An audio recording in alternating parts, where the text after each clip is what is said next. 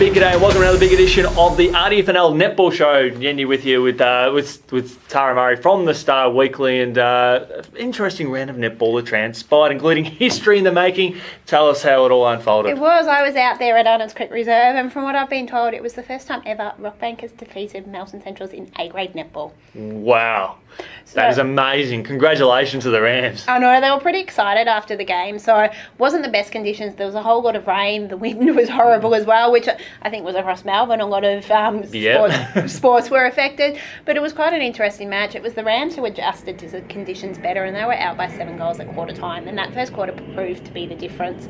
I think one of the big things we'll see from the Rams, they've got a new goal shooter in Rebecca Hicks, and she provides a lot of height in that circle. And in that first quarter, she just dominated. So she was really good early on. Centrals did end up putting Mel Laird back onto her, and she did shut her down to a degree.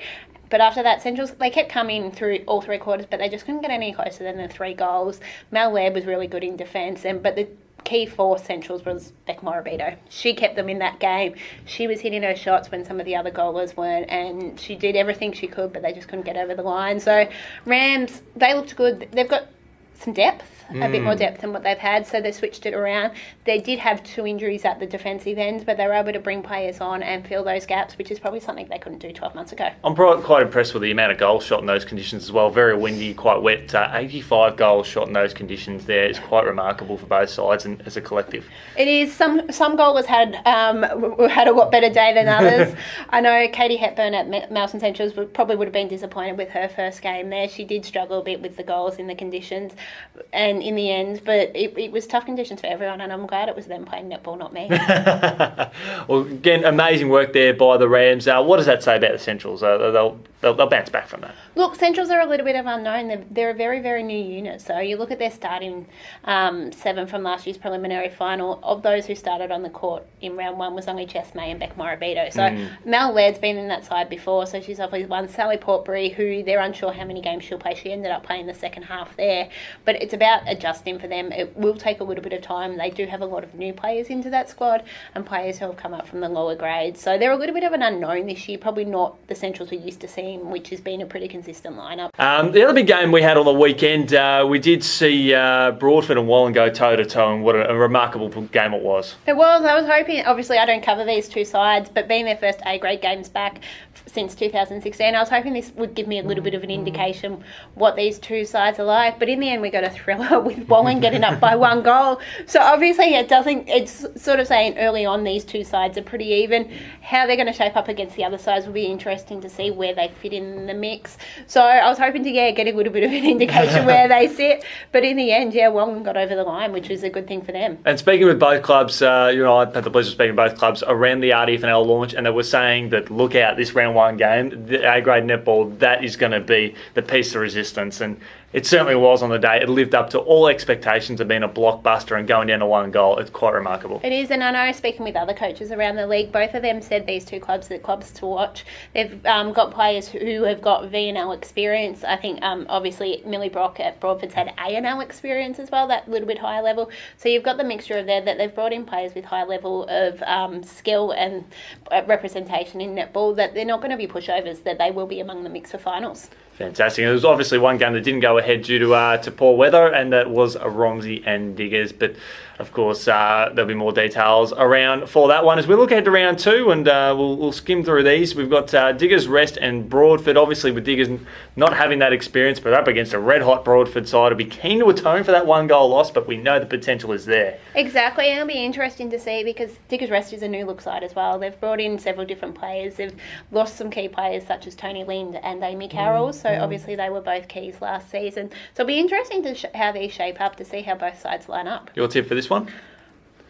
Diggers Rest, but with no conviction. Obviously, I haven't seen Diggers Rest on the court, and Broadford showed they a good performance first up. I'm Broadford to the Smokers this year, so I'll be jumping on their bandwagon there. Rupertswood versus Romsey. Obviously, Romsey not playing on the weekend, and Rupertswood, they'll be looking to see how they go. After their win against Wood in Heskett on Sunday, just the other week.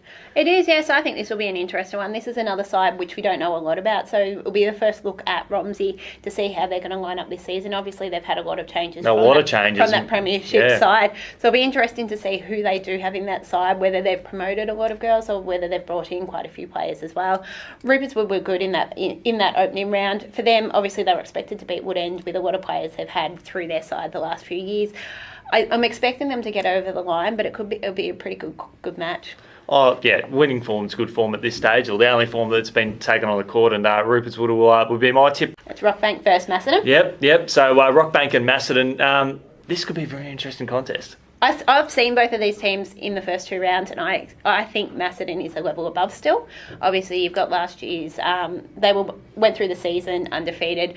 Obviously, didn't have the final series they won. I saw them play round 1. They were missing Katie Clark. They were missing Janelle Birch. Chloe Wilson played hardly any of the game, and Carly DeBono was sick as well. So they beat Riddle in a really high quality match, missing a whole lot of their players. I expect Macedon to win easy. Yeah, expect them to win, but probably not as easy given the form shown by their opposition.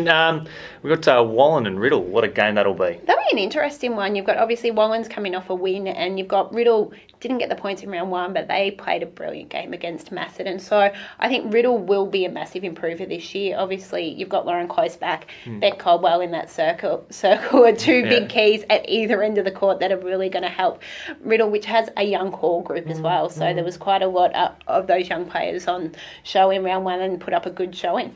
Fantastic. Your tip for this one? I've tipped Riddle. Yep. I think I was impressed with what they did round 1 despite not getting the points. And I'll tip Wallen because I would love to see them, like Broadford, climb up the ladder and really make an impact on finals, given where both clubs have been in recent years. And the final game, which you expect to be under lights, Woodend Heskett versus Melton Centrals. This is a very, very interesting game. Maybe not so much 12 months ago, but this time around. It is, obviously. I think the difference could be that Centrals has a little bit more experience.